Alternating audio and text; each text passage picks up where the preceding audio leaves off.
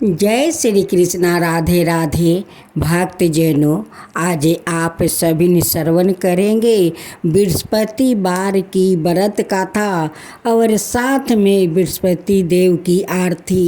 भक्त जनों, ब्राह्मण विष्णु कहते हैं कि बृहस्पति देव की कथा सुनने से बृहस्पति देव प्रसन्न होते हैं और अपना भक्तों पर वो कृपा को निछावर करते हैं। इसलिए बृहस्पति देव की कथा सुने तो पूरा सुने, अधूरा मत सुने, नहीं तो बृहस्पति देव को अनादर होता है। अगर पूरा कथा सुनते हैं तो बृहस्पति देव आप पर वो कृपा जरूर करेंगे, धन संपत्ति से आपका भंडार भर देंगे। बृहस्पति बार का जो लोग बृहस्पति देव के श्रद्धा भक्ति से कथा सुनते हैं उस पर बृहस्पति देव प्रसन्न हो जाते हैं। बृहस्पति देव की जय हो, बृहस्पति देव की जय हो। प्राचीन समय की बात है, एक नगर में एक बड़ा व्यापारी रहता है। वो जहाजों में माल लाद कर दूसरे शहरों में भेजा करता है। वो जिस प्रकार अधिक धन कमाता है उसी प्रकार जी खोलकर दान भी करता है, परंतु उसकी पत्नी अत्यंत कंजूस है। वो किसी को एक डमरी भी नहीं देने देती है। एक बार सेठ जब दूसरे देश में व्यापार करने गया तो पीछे से बृहस्पति देव ने साधु भेष में उसकी पत्नी से भिक्षा मांगने आई।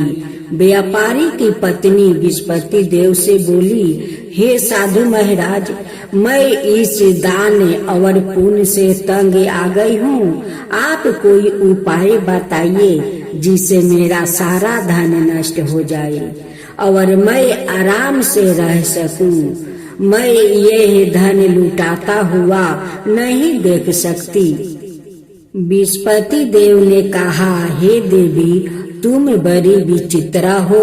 संतान और धन से कोई दुखी होता है। अगर अधिक धन है तो इसे शुभ कामों में लगाया करो। कुंवारी कन्याओं का विवाह करवाओ, विद्यालय और बाग बगीचा का निर्माण करवाओ। ऐसे पूर्ण कार्य करने से तुम्हारा लोक परलोक सार्थक हो सकता है। परंतु साधु की इन बातों से व्यापारी की पत्नी को खुशी नहीं हुई। उसने कहा, मुझे ऐसा धन की आवश्यकता नहीं है जिसे मैं दान दूं। तब बृहस्पति देव बोले, यदि तुम्हारी ऐसी इच्छा है तो तुम एक उपाय करना। 7 बृहस्पति बार घर को गोबर से लिपना, अपने केश को पीली मिट्टी से धोना, केशों को धोते समय स्नान करना, व्यापारी से हजामत बनाने को कहना, भोजन में मांस मदिरा खाना, कपड़े अपने घर धोना। ऐसे करने से तुम्हारा सारा धन नष्ट हो जाएगा। इतना कहकर बृहस्पति देव अंतर्ध्यान हो गए। व्यापारी की पत्नी ने बृहस्पति देव के कहे अनुसार 7 बृहस्पति बार वैसा ही करने का निश्चय किया। केवल 3 बृहस्पति बार बीते थे कि उसी समस्त धन संपत्ति नष्ट हो गई और वो परलोक सिधार गई। जब व्यापारी वापस आया तो उसने देखा कि उसका सब कुछ नष्ट हो चुका है। उस व्यापारी ने अपनी पुत्री को संताना दी और दूसरे नगर में जाकर बस गया। वहाँ वो जंगल से लकड़ी काट कर लाता और शहर में बेचता। इस तरह वो अपना जीवन बिताने लगे। एक दिन उसकी पुत्री ने दही खाने की इच्छा प्रकट की, लेकिन व्यापारी के पास दही खरीदने के पैसा नहीं थे। वो अपनी पुत्री को आश्वासन देकर जंगल में लकड़ी काटने चला गया। वहाँ एक वृक्ष के नीचे बैठे अपनी पूर्व दशा पर विचार कर रोने लगा। उस समय बृहस्पतिवार था। तभी वहाँ बृहस्पति देव साधु के रूप में सेठ के पास आए और बोले, हे मनुष्य, तू इस जंगल में किस चिंता में बैठा है? तब व्यापारी बोला, हे महाराज, आप सब कुछ जानते हैं। इतना कहकर व्यापारी अपनी कहानी सुनाकर रो पड़ा।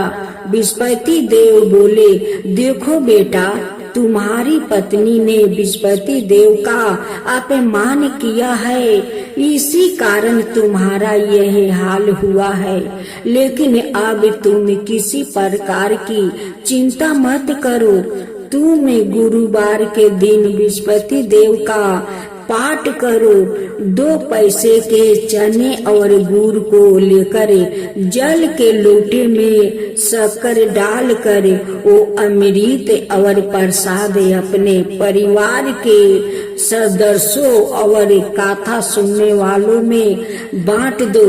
सवाए भी प्रसाद और चरण अमृत लो, भगवान तुम्हारा अवश्य कल्याण करेंगे। साधु की बात सुनकर व्यापारी बोला, महाराज, मुझे तो इतना भी नहीं बचता है कि मैं अपनी पुत्री को दही लाकर दे सकूं। इस पर साधु जी बोले, तुम लकड़ियां शहर में बेचने जाना। तुम्हें लकड़ियों के दाम पहले से चौगुने मिलेंगे, जिससे तुम्हारे सारे कार्य सिद्ध हो जाएगा। उसने लकड़ियां काटी और शहर में बेचने के लिए चल पड़ा। उसकी लकड़ियां अच्छे दाम में बिक गई, जिसे उसने अपनी पुत्री के लिए दही लिया और गुरुवार की कथा हेतु चना गुड़ लेकर कथा की और प्रसाद बांट कर सवाए भी खाया।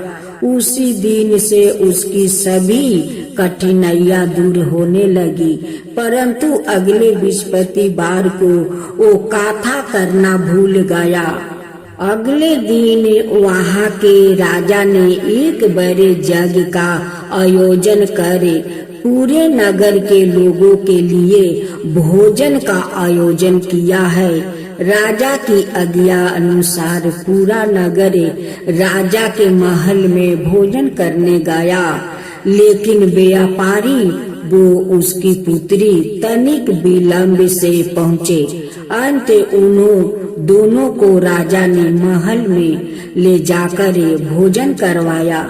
जब वो दोनों लौट कर आए तभी रानी ने देखा कि उसकी खूंटी पर टांगा हार गायब है। रानी को व्यापारी और उसकी पुत्री पर संदेह हुआ कि उसका हार उन दोनों ने ही चुराया है। राजा की आज्ञा से उन दोनों को कारावास की कोठरी में कैद कर दिया गया। कैद में पड़कर दोनों अत्यंत दुखी हुए। वहाँ उन्होंने बृहस्पति देवता का स्मरण किया।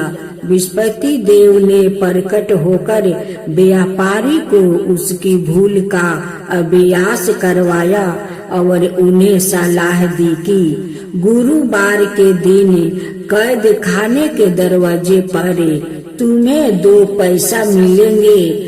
उनसे तुम चने और मुनका मंगवाकर विधि पूर्वक बृहस्पति देवता का पूजन करना।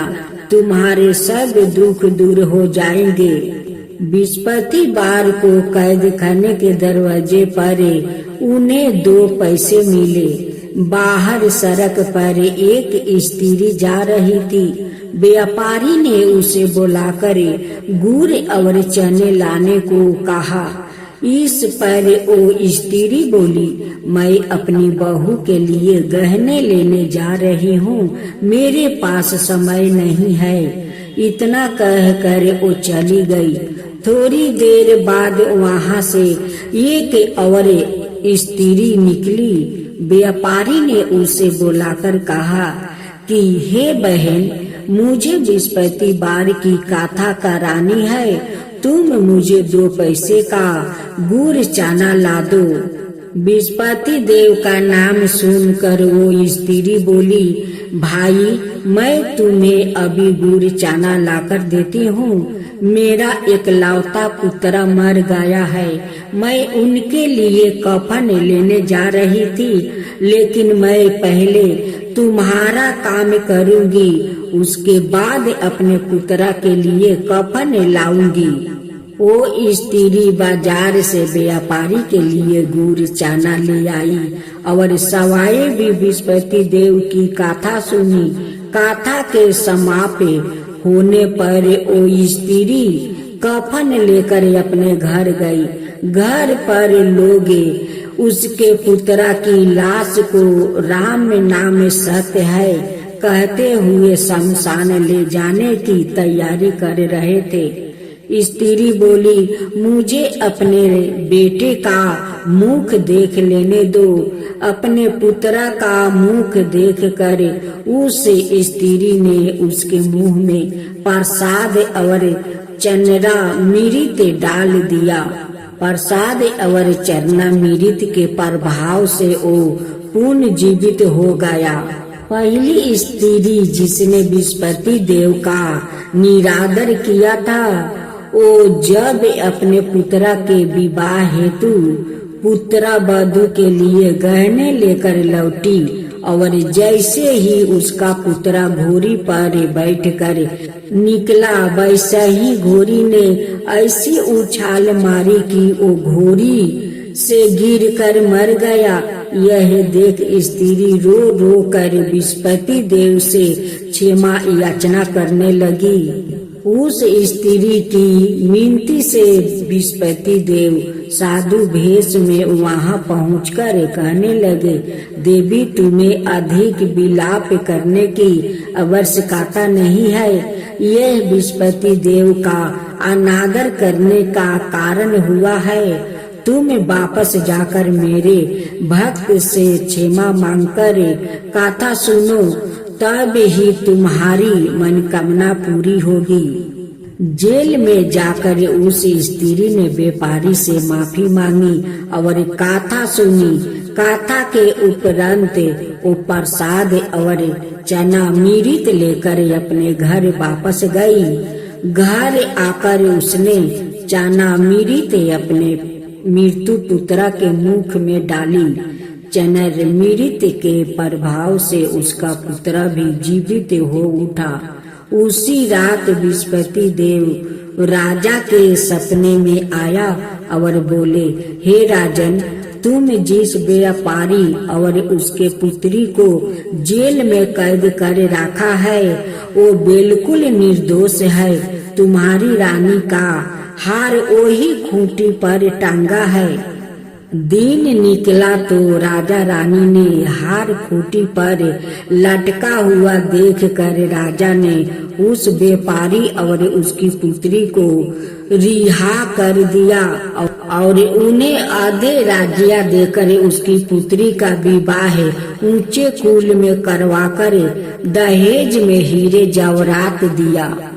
ओम जय बृहस्पति देवा, जय बृहस्पति देवा, चीनी चीनी भोग लगाऊं के दली फल मेवा। ओम जय बृहस्पति देवा, जय बृहस्पति देवा।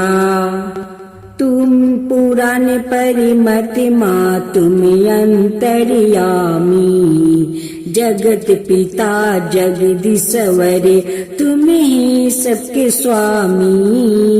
ओम जय बृहस्पति देवा, जय बृहस्पति देवा। चरणामृत निजी निर्मल सबके पातक हरता, सकल मनोरथ दायक कृपा करो भक्तो। ओम जय बृहस्पति देवा, जय बृहस्पति देवा। तन मन धन अर्पण कर जो जन शरण पारे, प्रभु प्रकट तब हो करे, आकर दुआरे खरे। ओम जय विस्पति देवा, जय विस्पति देवा। दीन दयाल दया निधि, भक्तन हितकारी। पापी दोष सब हरता, भाव बंधन हारी। ओम जय विस्पति देवा, जय विस्पति देवा। सकल मनोरथ दायक सब संशय हरो, विषय विकार मिटाओ संतन सुखिकारी। ओम जय विस्पति देवा, जय विस्पति देवा। जो कोई आरती तेरी प्रेम सहित गावे, जेठाय नंदय नंदन कर सो निश्चय पावे। ओम जय विस्पति देवा, जय विस्पति देवा। सब मिलकर बोलो विस्पति भगवान की जय, विस्पति देव की जय।